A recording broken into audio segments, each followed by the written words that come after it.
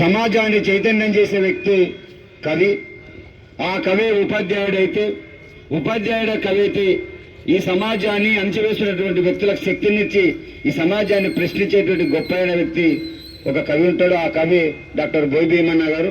బోయి భీమన్న గారు కళాప్రపూర్ణ, పద్మభూషణ్, అదేవిధంగా కేంద్ర సాహిత్య అవార్డులు అందుకున్నటువంటి ఆ మహాని యొక్క కార్యక్రమం నిర్వహించడం. ఇటు కార్యక్రమాన్ని ఉద్దేశించి కవి పండితుడు బూరోజు గిరిరాజాచార్యని మాట్లాడవలసిందిగా సాధారణంగా విజ్ఞప్తి చేస్తున్నాం.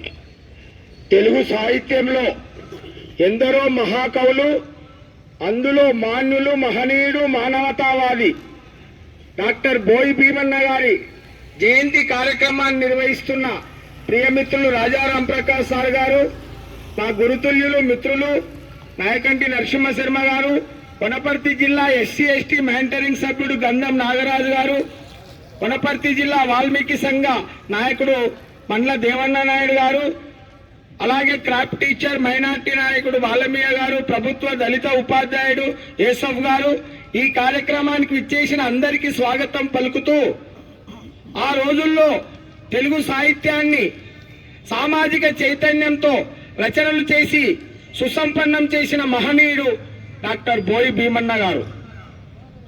పద్మశ్రీ నుండి పాలేరు దాకా, అంటే పాలేరు నుంచి పద్మశ్రీ దాకా హైమావతి ఆయన మీద ఒక గొప్ప గ్రంథం రాసింది. అందులో ఆయన గురించి సమగ్రంగా అందులో వివరించడం జరిగింది. డాక్టర్ బోయి భీమన్న గారు 1911 సెప్టెంబర్ 19న తూర్పుగోదావరి జిల్లా మామిడి కూదురులో నాగమ్మ పుల్లయ్య అనే ఒక హరిజన సామాజిక మాల వర్గంలో పుట్టిన మహనీయుడు. వాళ్ళది సాంప్రదాయ కుటుంబం. వాళ్ళ 5 మంది అన్నదమ్ములు, అంటే పుల్లయ్యకి 5 మంది కొడుకులు, ఒక కూతురు.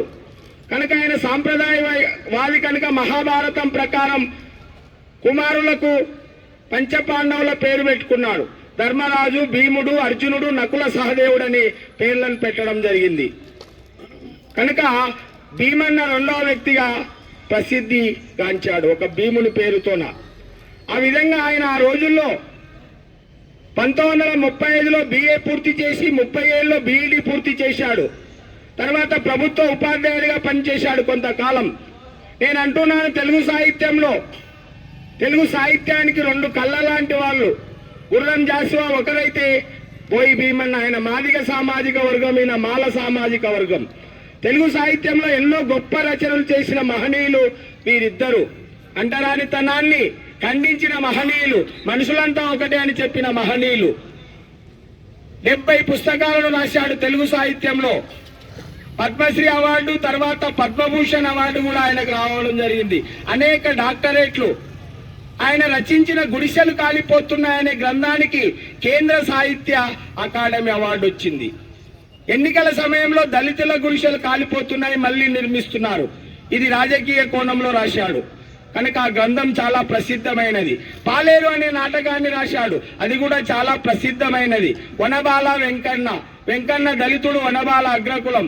ఆ రోజుల్లో ఆ సామాజిక వర్గంలో వాళ్ళ ప్రేమను ఆనాటి సామాజిక వర్గం వ్యతిరేకించిన విధానాన్ని, అంటరానితనాన్ని గురించి అందులో చెప్పడం జరిగింది పాలేరు నాటకంలో. కుల నిర్మూలన పుస్తకం అంబేద్కర్ గారు రాసింది, దాన్ని తెలుగులోకి తర్జుమా చేశాడు. ఆ రోజుల్లో జయ జయ అంబేద్కర్ అంటూ ఈయన రాసిన గీతం దళితవాడల్లో మారుమోగేది ఈనాటికి కూడా. కనుక అంబేద్కర్ రచనలు మొత్తం తెలుగులోకి అనువదించిన మహనీయుడు. తెలుగులో 70 పుస్తకాలు రాశాడు.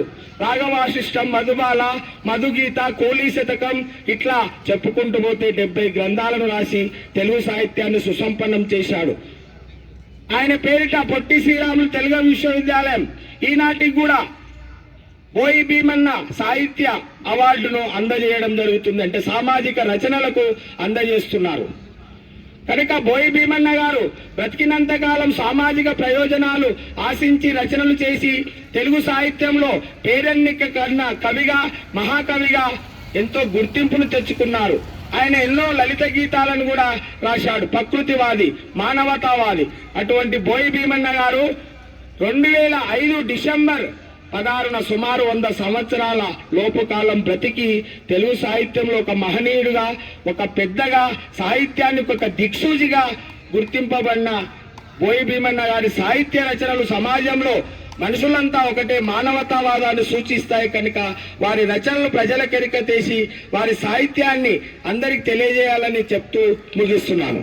జోహార్ డాక్టర్ బోయి భీమన్నకు, జోహార్ జోహార్, జోహార్ డాక్టర్ బోయి భీమన్నకు, జోహార్ జోహార్. కొనసాగిద్దాం మహానీయుల ఆలోచన విధానాన్ని, కొనసాగిద్దాం కొనసాగిద్దాం మహానీయుల ఆలోచన విధానాన్ని. కొనసాగిద్దాం.